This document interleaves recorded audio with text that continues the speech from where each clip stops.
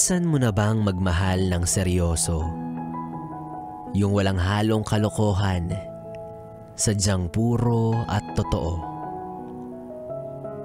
Pero bigla mo na lang nalaman bandang dulo na laro-laro lang pala yung tingin niya sa relasyon ninyo.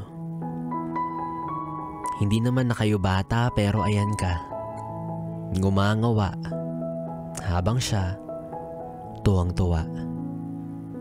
Matapos kanya gawing taya sa isang laro na hindi mo inaakala. Ano bang akala niya? Naglalaro kayo ng tagu-taguan? Hahanapin mo siya ng hahanapin sa kawalan habang siya may iba ng kalampungan.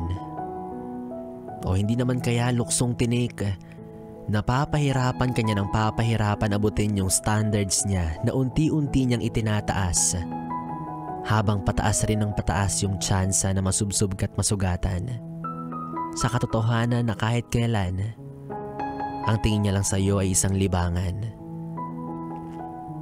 Pwede rin namang habulan, na sa kabila ng pagod mo na habulin siya para naman kahit minsan siya naman yung taya. Para naman kahit minsan maranasan naman niyang madapa. Kaso wala.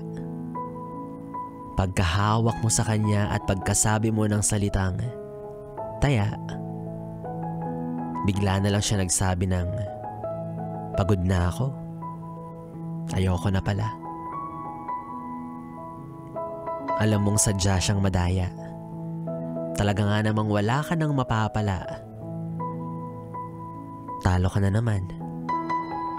Kaya may isip mo na lang na ayoko na nga.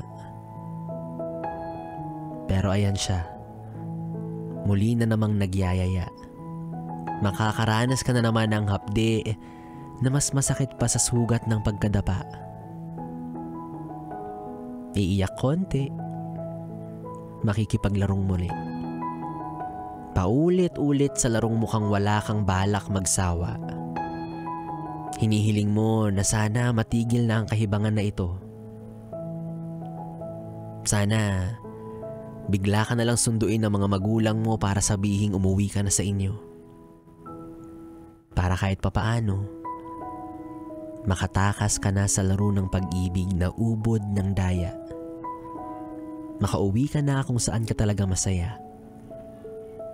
Yung hindi gagayahin yung kantang Leron-Leron Sinta. Kahit umabot kayo sa dulo at kahit mabali ang sanga, yun sanang hindi hahanap ng iba. Yes, friend, ako pa rin ang iyong kapiling DJ B-Boy Bibo para sa ating tuloy-tuloy na BB Time.